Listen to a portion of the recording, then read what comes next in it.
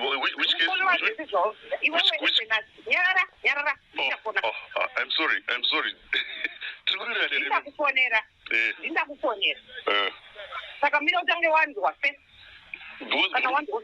All right.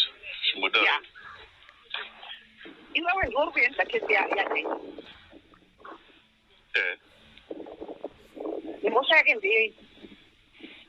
Ari kunzi akabvisa maposta etribusi. Une evidence yacho. Ndinayo. Ukumbewo evidence yacho. Number 1. Ari kunzi akabvisa mutswari. Number 2. Ma'am, I don't know the ndiri kupa this information nemakai.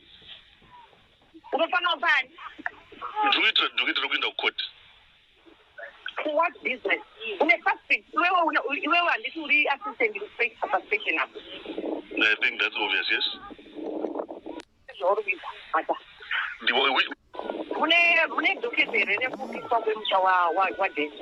Rakaitwa law and order gweru tinaro. Rakaita sei? Rakaitwa law and order gweru.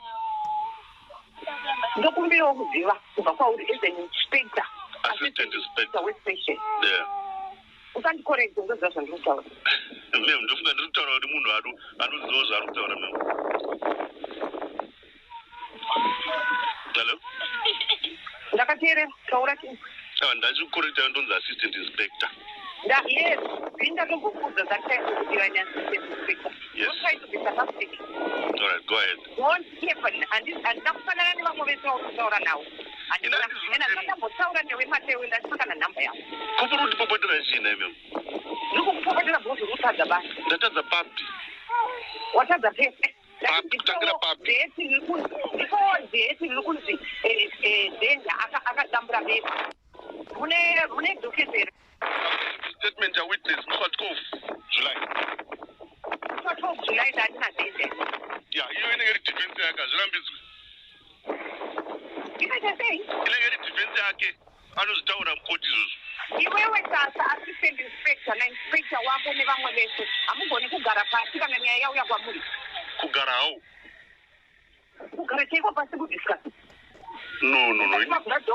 Kana kuti musati mapalo. Saka renyu basa imini pastation apa. Kuva law and order everything.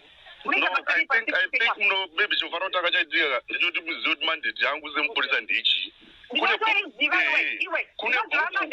bhuku rinonzi RRP. Yako ndinocreata semo kuzvinzwa. Ndinogama mandate yako ndarika iwewe.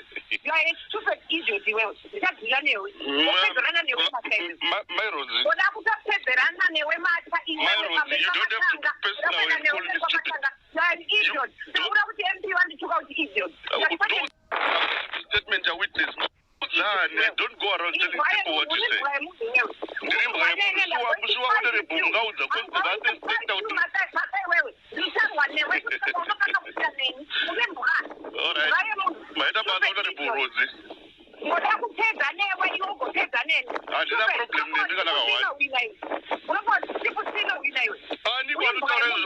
just